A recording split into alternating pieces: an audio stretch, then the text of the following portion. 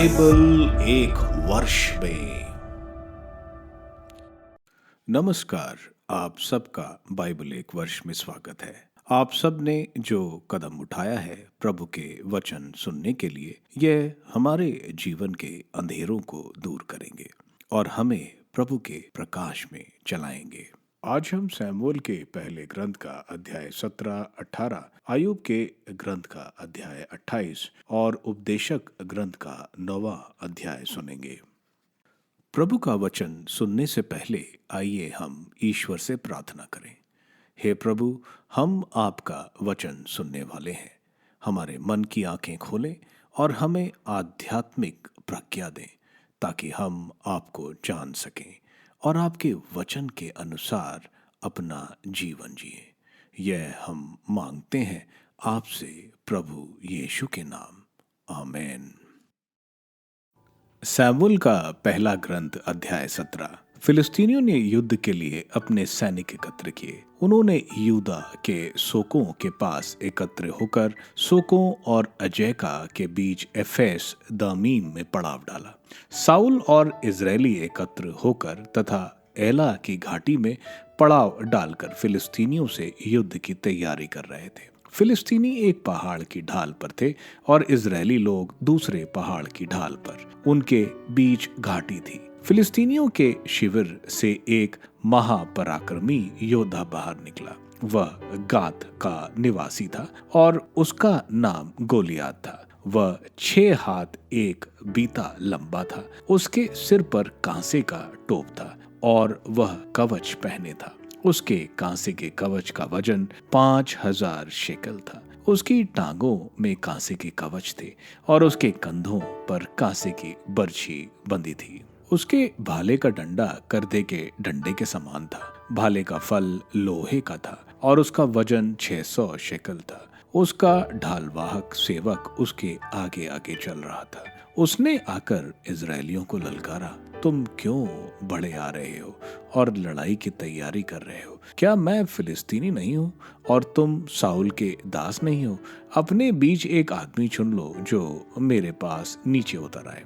यदि वह मुझसे लड़कर मेरा वध करेगा तो हम तुम्हारे अधीन हो जाएंगे, और यदि मैं उसे पराजित कर उसका वध करूंगा तो तुम हमारे अधीन होकर हमारे दास बन जाओगे। उस फिलिस्तीनी ने कहा, आज मैं इजरायलियों की सेना की चुनौती देता हूँ, मेरे पास एक आदमी भेजो, हम द्वंद्व युद्ध करेंगे। जब साउल और उस सारे इजरायलियों ने उस फिलिस्तीनी की चुनौती सुनी तो वह डर कर हिम्मत हार बैठे। दाऊद बेतलहम के यूदा के एफराती यशव का पुत्र था। यशव के 8 पुत्र थे। साउल के राज्यकाल में वह बूढ़ा हो चला था और उसकी अवस्था बहुत अधिक हो गई थी।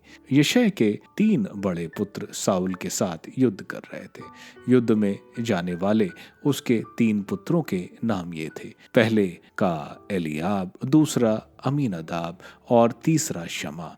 दाऊद सबसे छोटा था। 3 बड़े पुत्र साउल के साथ गए थे। दाऊद बेतलहम में अपने पिता की भेड़ें चराने के लिए साउल के यहाँ से घर लौट आया करता।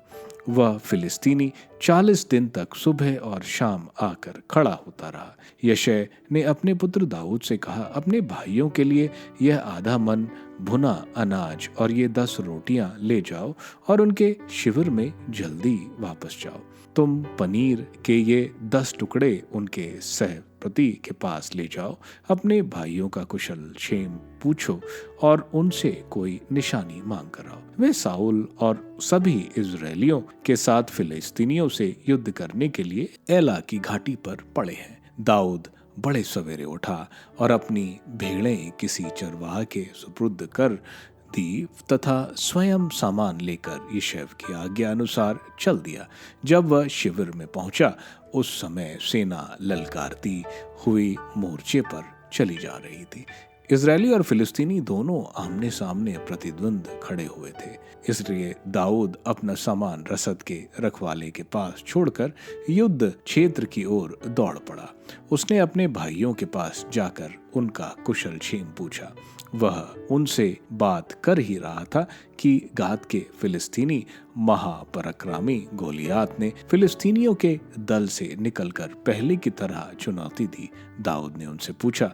इजरायलियों उस आदमी को देखते ही उसके सामने से भाग खड़े हुए। वह उससे बहुत डरते थे। इजरायलियों ने कहा, देखो वह आदमी आगे बढ़ रहा है, वह इजरायलियों को ललकारने आ रहा है। जो उसे मार डालेगा उसे राजा बड़ी धन संपत्ति देंगे। वह अपनी पुत्री से उसका विवाह कर देगा और इज़राइल में उसके पिता के घराने को कर से मुक्त कर देगा। दाऊद ने आसपास खड़े सैनिकों से पूछा, उस व्यक्ति का क्या होगा जो उस फिलिस्तीनी को मार कर इज़राइल का यह कलंक दूर करेगा? यह बेखतना फिलिस्तीनी कौन है जो जीवंत ईश्वर की सेना को ललकारने का साहस करता है? लोगों ने उसे उत्तर दिया, जो उसे मारेगा उसे वही पुरस्कार मिलेगा। जब उसके भाई एलियाब ने उन व्यक्तियों से उसे इस प्रकार बात करते हुए सुना, तब एलियाब को दाऊद पर बड़ा क्रोध आया और वह उसे इस प्रकार फटकारने लगा, तुम इधर क्यों आए? तुमने उन थोड़ी सी भेड़ों को उजाड़ खंड में किसके हवाले किया? मैं तुम्हारा दुष्ट हृदय पहचानता हूँ, तुम केवल लड़ाई देखने आए हो। दाऊद ने उत्तर दिया, मैंने क्या बुरा किया है? मैंने तो केवल पूछा था। इसके बाद दाऊद ने अपने बड़े भाई को छोड़कर एक दूसरे व्यक्ति से ही प्रश्न पूछा। लोगों ने उसे वही उत्तर दिया जो उसे पहली बार मिला था। लोगों ने दाऊद के बातें सुनकर साउल को इसके विषय में बतलाया। तब साउल ने उसे बुला भेजा।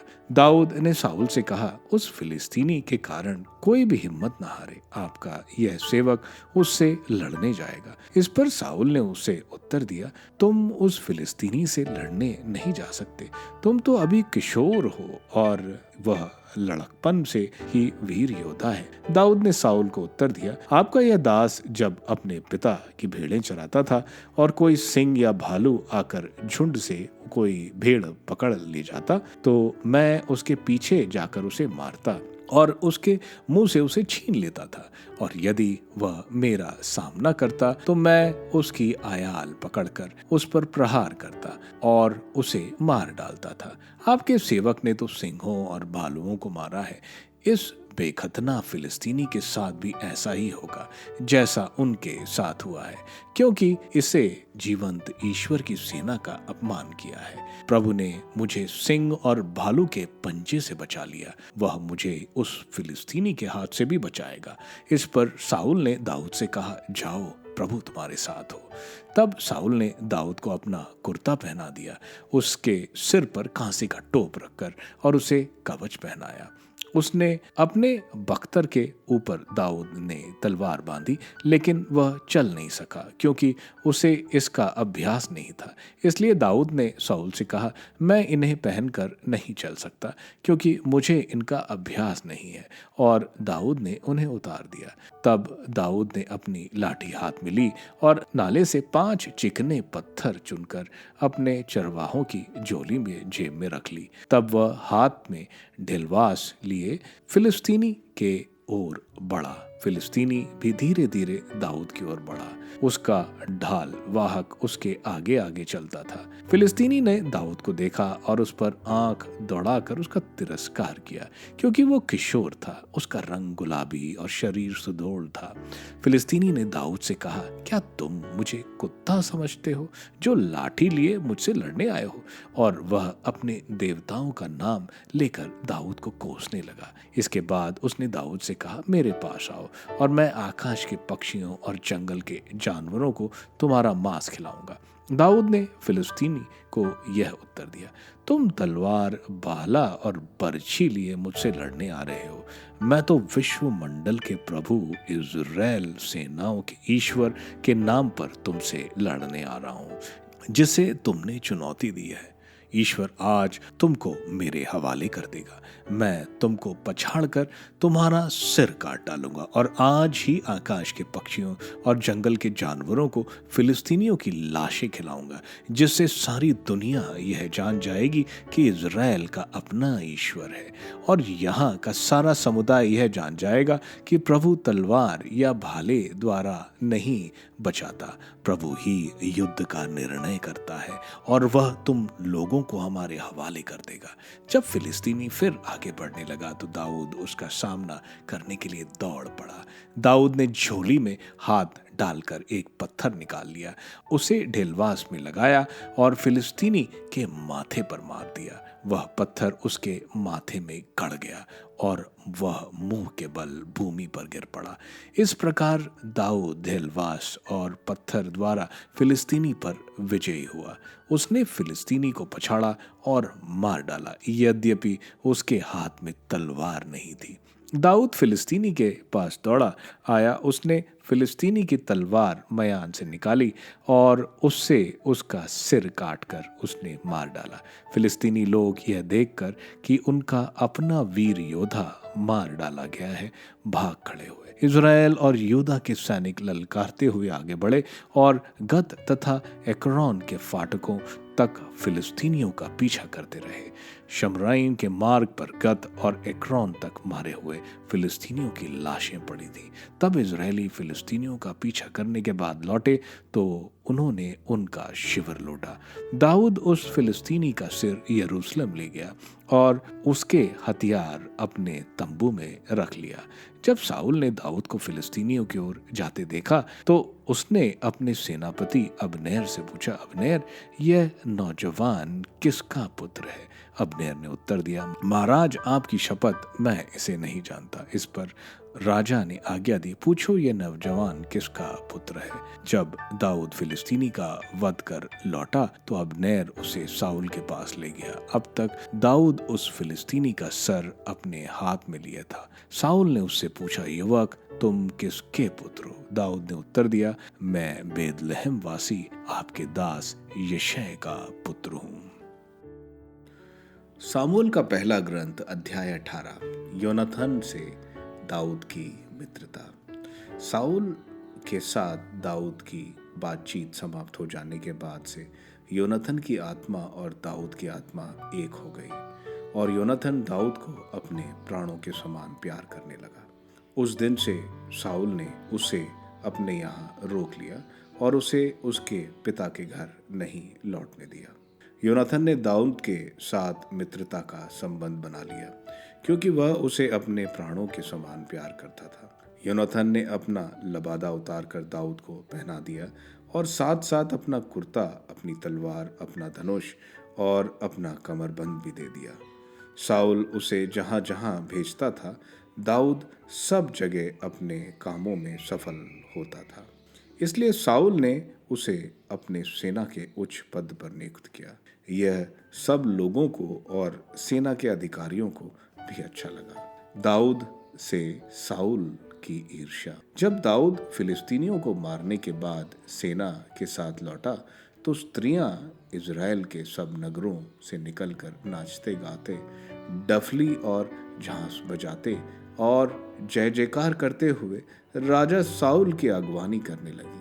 वे नाचती हुई यह गा रही थी, साउल ने सहस्त्रों को मारा और दाऊद ने लाखों को। साउल यह सुनकर बुरा मान गया और बहुत अधिक क्रुद्ध हुआ। उसने अपने से कहा, उन्होंने दाऊद को लाखों दिया और मुझे केवल सहस्त्रों दिया। अब राज्य के सिवा उसे किसी बात की कमी नहीं। उस समय से साउल दाऊद को ईर्ष्या की दृष्टि से देखने लगा। दाऊद पर साउल का आक्रमण। दूसरे दिन ईश्वर का भेजा हुआ दुष्ट आत्मा साउल पर सवार हुआ और वह अपने घर में अविष्ट हो गया। दाऊद प्रतिदिन की तरह सितार बजा रहा था।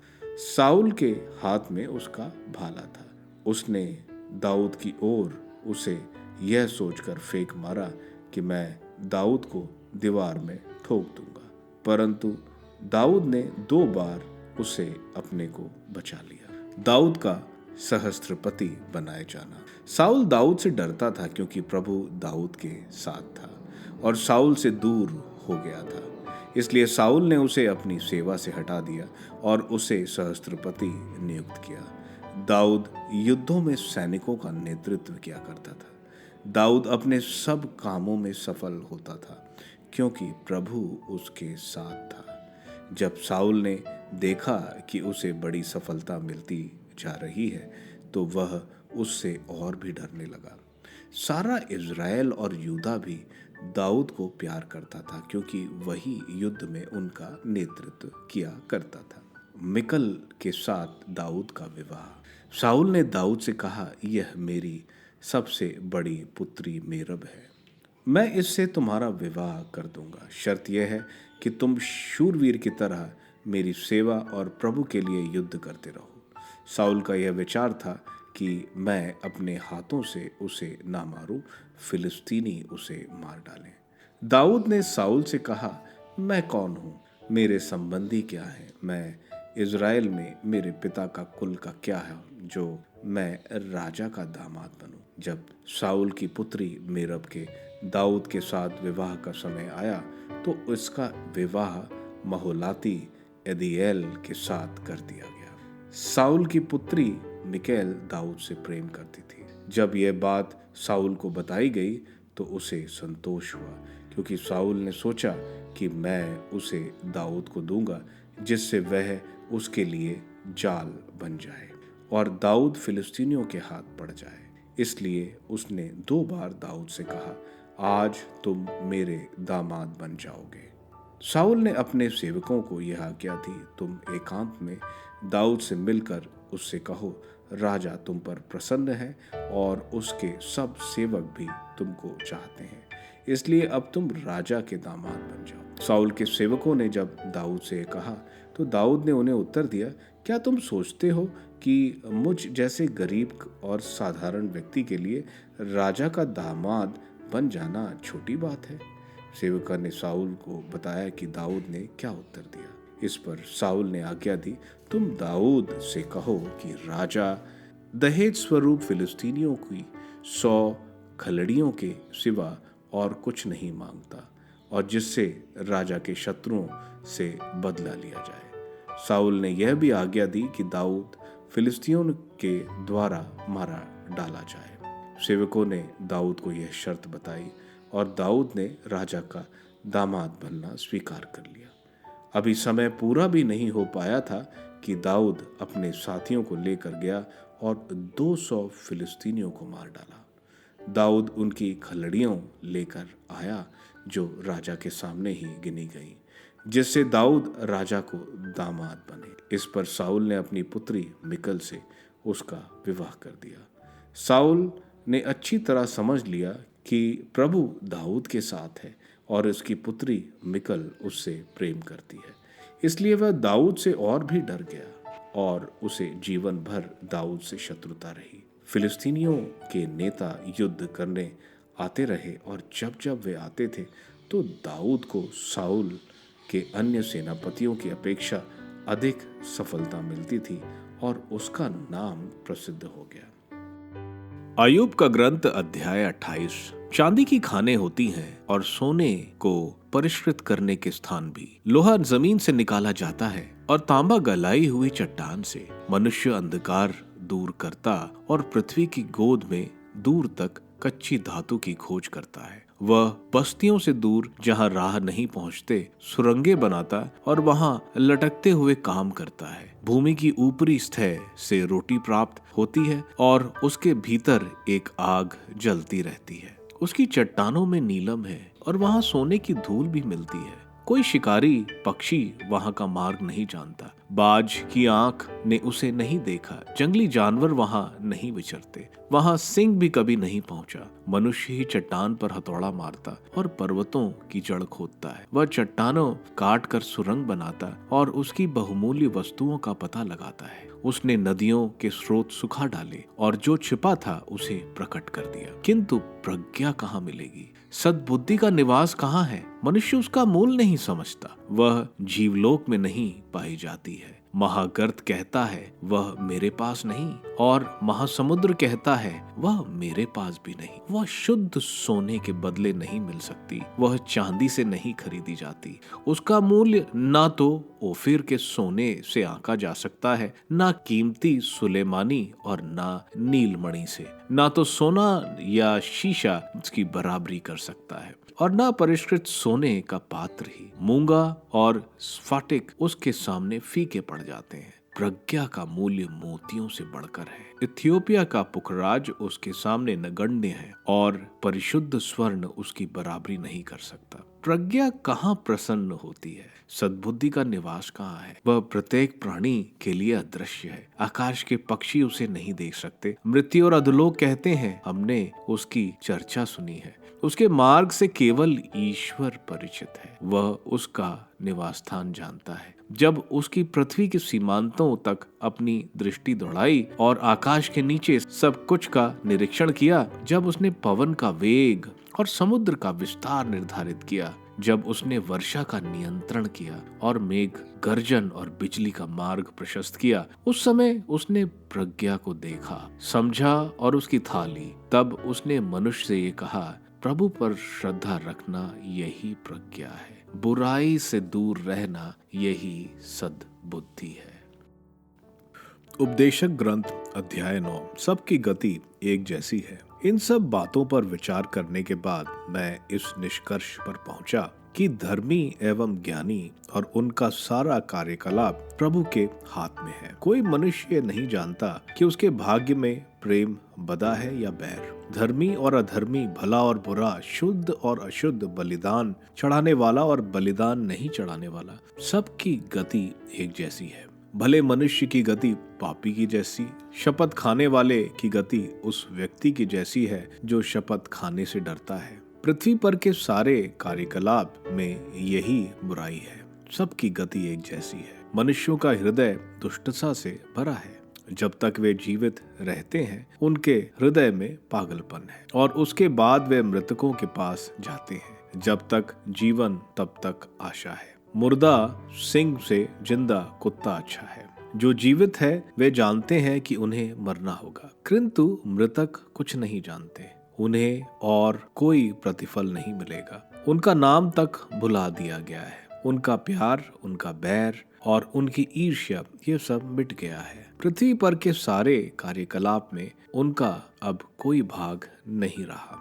जीवन का आनंद ईश्वर का वरदान है। जाओ, आनंद के साथ अपनी रोटी खाओ और प्रसन्न होकर अपनी अंगूरी पियो, क्योंकि ईश्वर उसके लिए अपनी स्वीकृति दे चुका है। तुम हमेशा उज्जवल कपड़े पहनो और अपने सिर पर तेल लगाओ। ईश्वर ने तुम्हें पृथ्वी में जो व्यर्थ जीवन दिया है उसमें अपनी प्रिय पत्नी के साथ जीवन का आनंद भोगते रहो। यह जीवन में और पृथ्वी पर तुम्हारे परिश्रम में तुम्हारा भाग्य है। तुम्हारे हाथ जो भी काम करे उससे पूरी लगन के साथ करो, क्योंकि अधोलोक में जहाँ तुम जाने वाले हो वहाँ ना तो काम है, ना विचार, ना ज्ञान और ना प्रज्ञा। अप्रतिष्ठित विपत्ति। मैंने पृथ्वी पर एक और बात देखी। ना तो दौड़ में सबसे द्रुतगामी जीतता और ना युद्ध में सबसे शक्तिशाली विजय होता है। ना तो सबसे बुद्धिमान को भोजन मिलता, ना सबसे समझदार को धन संपत्ति, और ना सबसे ज्ञानी को कृपा दृष्टि। सब कुछ समय और संयोग पर निर्भर है। इसके अतिरिक्त कोई नहीं जानता कि उसकी घड़ी कब आएगी। जिस तरह मछलियां क्रूर जाल में और पंछी फंदे में फंसते हैं, उसी तरह मनुष्य विपत्ति के शिकार बनते हैं जो अचानक उन पर आ पड़ती है। प्रज्ञा की उपेक्षा। मैंने पृथ्वी पर प्रज्ञा का एक उदाहरण भी देखा जिससे मुझे बहुत प्रभावित किया। एक छोटा सा नगर था, उसमें बहुत कम लोग रहते थे। एक शक्तिशाली राजा ने आकर उसके चारों ओर बड़ी मोर्चाबंदी कर दी। वहाँ के एक दरिद्र और बुद्धिमान व्यक्ति ने अपनी प्रज्ञा से नगर की रक्षा की, किंतु बाद में किसी ने भी उस दरिद्र को याद नहीं किया। इसलिए मैंने कहा, प्रज्ञा शक्ति से श्रेष्ठ है, किंतु दरिद्र की प्रज्ञा का तिरस्कार किया जाता और उसकी बातों पर कोई भी ध्यान नहीं देता। मूर्खों के बीच राजा की चिल्लाहट की अपेक्षा बुद्धिमान की शांतिपूर्वक बातों पर अधिक ध्यान दिया जाता है। युद्ध यंत्रों की अपेक्षा प्रज्ञा श्रेष्ठ है, किंतु एक ही गलती बहुत अच्छा काम बिगाड़ दे सकती है। शमूएल के पहले ग्रंथ के अध्याय 17 में हम देखते हैं फिलिस्तीन और इज़राइल युद्ध के लिए तैयार होते हैं। गोलियात जो गात का निवासी था, जो बोला जाता है 9 फीट 9 इंच का था, जिसका कवच 60 केजी का था, वो रोज आकर इज़राइल की सेना को चुनौती देता है कि उसके साथ कोई एक व्यक्ति जो इज़राइल चुने लड़े, जो जीतेगा उसकी जीत मानी जाएगी। इजरायली इसके आकार से बहुत डरे हुए थे क्योंकि कोई इससे लड़ने को तैयार नहीं होता। सॉल जो इजराइल का राजा और जो इजरायलियों में सबसे लंबा था, वह भी डरा हुआ था। दाऊद बेथलेहम से गिबिया तक शमूएल के किले में साउल के लिए सितार बजाने जाता था और वापस अपने पिता की भेड़ें चराता था। दाऊद उसके भाई जो सेना में थे उनको भोजन देने आता है, तो वह इस गोलियात को देखता है और वो गोलियात के बारे में दूसरे सैनिकों से बोलता है कि ये कौन फिलिस्तीनी है जो ईश्वर की सेना को ललकारता है। सॉल दाऊद को बुलाता है और दाऊद सॉल को बोलता है कि वो इस गुलियात को मारेगा क्योंकि ईश्वर उसको विजय दिलाएंगे। दाऊद ने शेर और भालू को मारा था। जिस तरह से उसने उनको मारा था, उसको पूरा विश्वास था कि ईश्वर उसको उस फिलिस्तीन को मारने में कामयाब बनाएंगे। दाऊद ना तो तलवार लेता है ना तो ढाल लेता है, वह अपनी गुलेल लेता है और 5 पत्थर, ये पत्थर बोला जाता है एक बिलियर्ड बॉल की तरह उतनी होती थी जो काफी रफ्तार से गुलेल से जाती थी। गुलियात दाऊद को देखकर उसका मजाक उड़ाता है क्योंकि वह अभी बालक था और उसकी उम्र सेना से भर्ती होने वाली नहीं थी। दोनों एक दूसरे को ललकारते हैं। दाऊद में थोड़ा भी डर नहीं था। वह अपनी गुलेल से गोलियात के माथे पर मारता है। उसके गिरते ही उसकी तलवार से उसका सर काट देता है और उसका सर और कवच लेकर वापस आता है। फिलिस्तीनियों के डर के भागने पर इजरायली उनका पीछा करते हैं, उनके कैंप को खत्म कर देते हैं। दाऊद अब एक हीरो बन गया था। पूरे इज़राइल का सब उसको जानते थे। यह अध्याय हमें दिखाता है ईश्वर पर विश्वास की शक्ति। जो ईश्वर की शक्ति हम देखते हैं कार्य करते हुए, असंभव को भी संभव बना देता है। हम भी अपने जीवन में गुलियात पर ईश्वर पर विश्वास के साथ विजय प्राप्त कर सकते हैं। अध्याय 18 में हम देखते हैं जोनाथन और दाऊद में गहरी दोस्ती हो जाती है। दाऊद गरीब था, उसके पास कवच और तलवार नहीं था, इसलिए योनाथन ने दाऊद को यह सब दिया। दाऊद हर युद्ध में विजय प्राप्त करता है। औरतों ने एक गीत बना लिया था कि साउल ने 1000 मारे, दाऊद ने 10,000।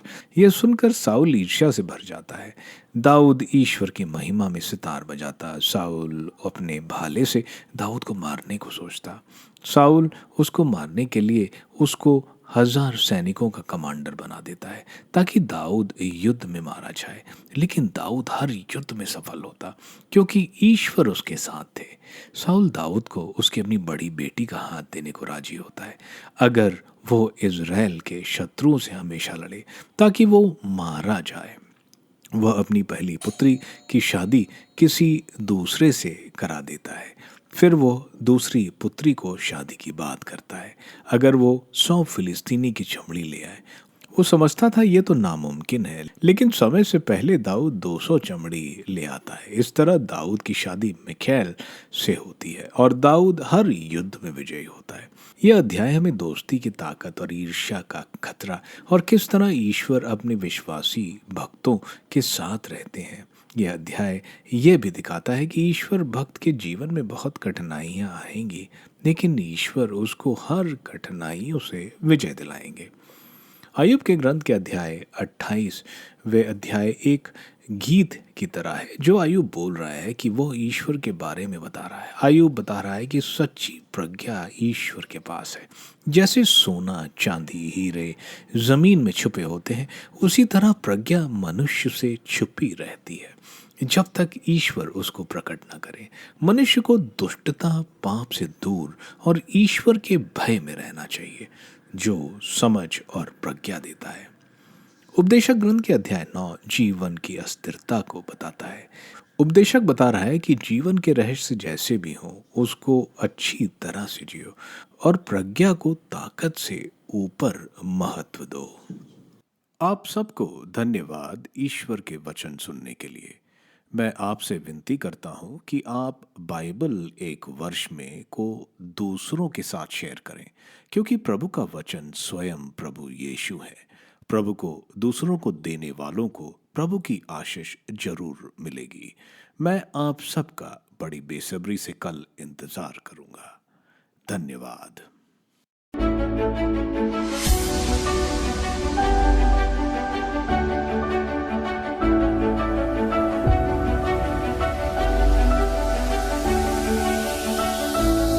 बाइबल एक वर्ष में।